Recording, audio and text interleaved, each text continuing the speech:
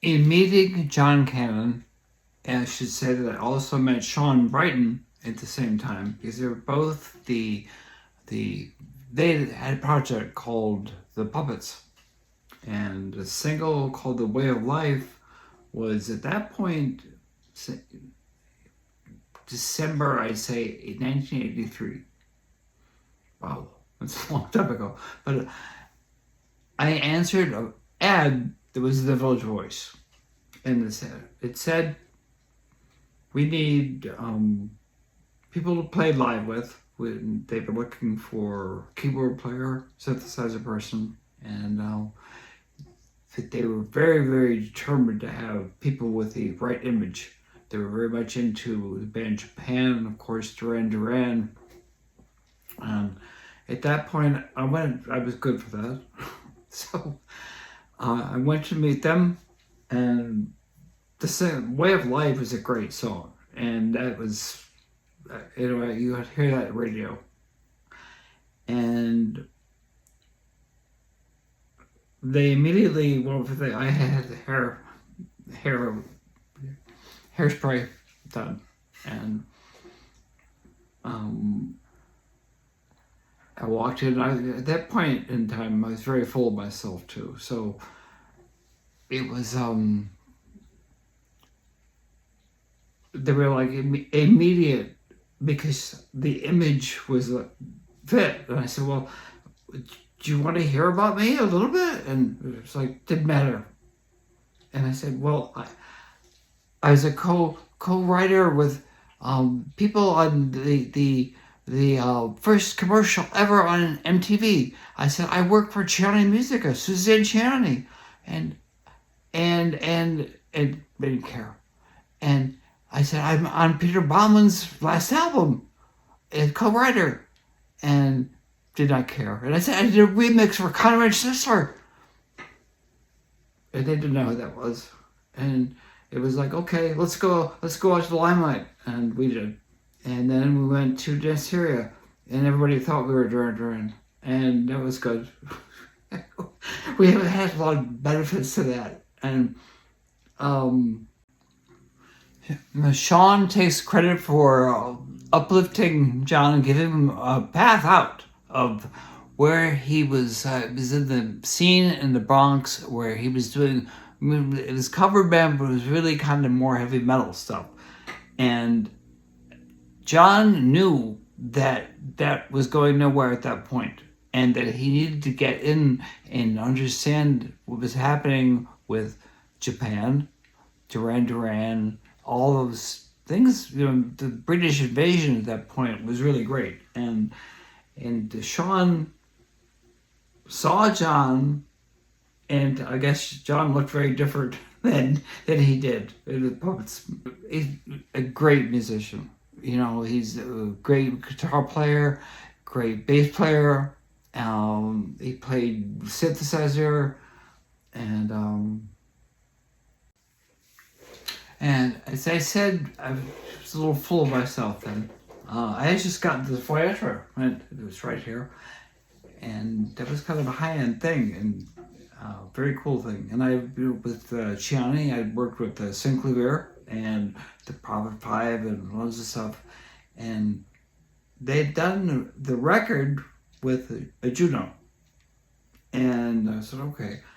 And then I listened to the other demos. The songs were just amazingly great and amazingly well put together, and Sean was incredible with that. It was all done with Juno, and they wanted to continue doing everything with the Juno, and I really didn't want to do that, but whatever, they were doing really well, and did my best to go into it. And the clock's ticking here, and I would say now we're in early January '84, and they introduced me to Tom Ferrara, who was the guitar player that they were going to work with, and we had to audition drummers, and Sammy Marandino came along, and he's a great drummer, and he's done very well for himself now too.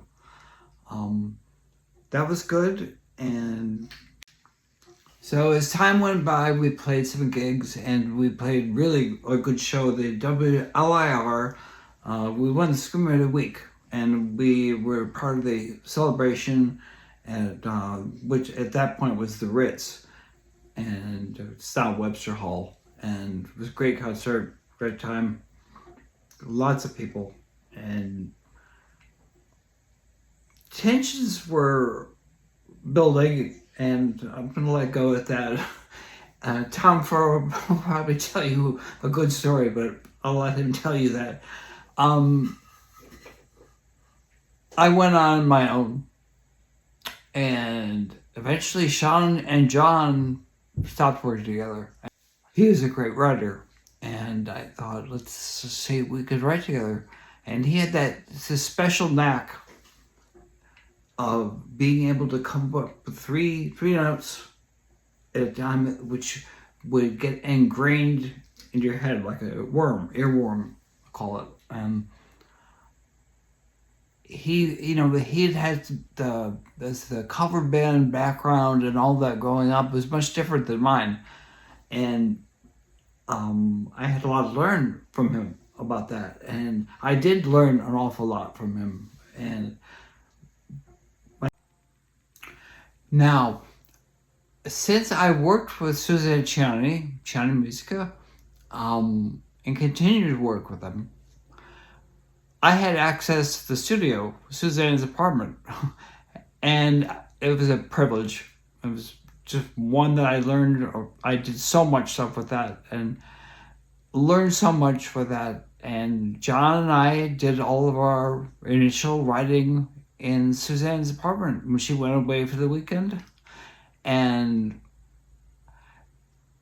it was amazing to have all this stuff and all the luxury of this stuff, and the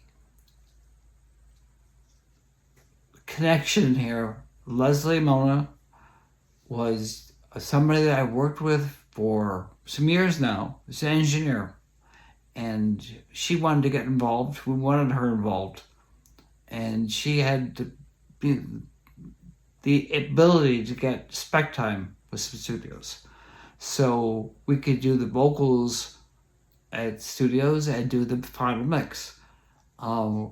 We did so much in New York. We owed so many people money in New York, and then got involved with the Carriage House in Connecticut, Stamford, Connecticut, and we spent a lot of time there and really did a lot of work, a lot of great stuff. And Leslie then became the producer of the project, and we worked really hard. And then John and I went on vacation after we were finishing the first demos, and we signed a management contract with two people, Kelly Pope, Mark Roberts, and John and I went off to Europe. And there's some stories in that aren't so good. And it was a celebration. What ended up happening was came back and lived in Los Angeles for probably 6 months, and saw record companies out there and proceeded forward. We continued writing a lot, but it was very different. I had the Voyatra, we had DX7, and a 4-track tape machine. And what is very difficult to talk about is, well, part of it's fun. We both, as hard as we worked, we partied more than anybody. And it was, it got to the point of being way too much. So when we finished the first demos and put all this time into that and went to Europe, it continued, and we, in our minds, were rock stars before we were rock stars, and we partied like rock stars, and that didn't really end up so well out there. And we came back, went to Los Angeles, lived there for 6 months, and things were beginning to get a little more tense between John and myself. And in coming back to New York, our management requested that we put a live show together, and they thought it would be good for us to be out on it. I thought it would be great too, and they were willing to back the whole situation. And that took a lot of work.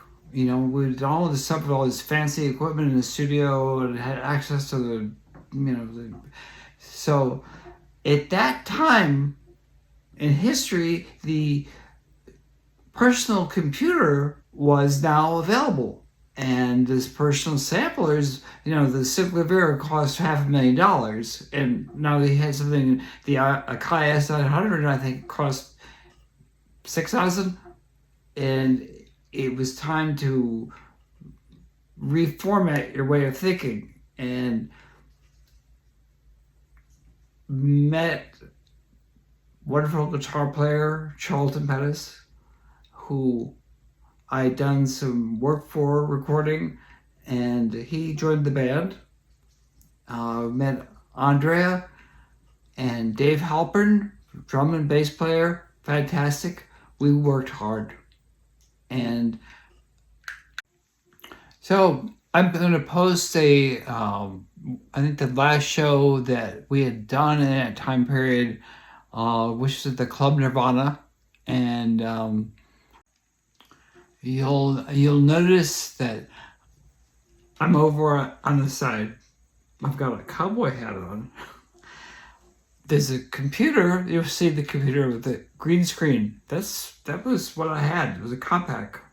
It was like a sewing machine, and that's some of the parts being played are being played by that computer, which meant I was generating a click track out of the computer, going into the headphones of Dave, and he was amazingly great.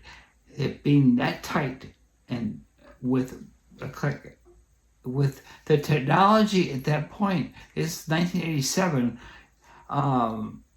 That wasn't really done. This great job. The first song on the live show was called Ecstasy. And that was originally a puppet song, and I know that Sean wrote the verses. I'm not really sure how it all developed, even if it was called Ecstasy at that point.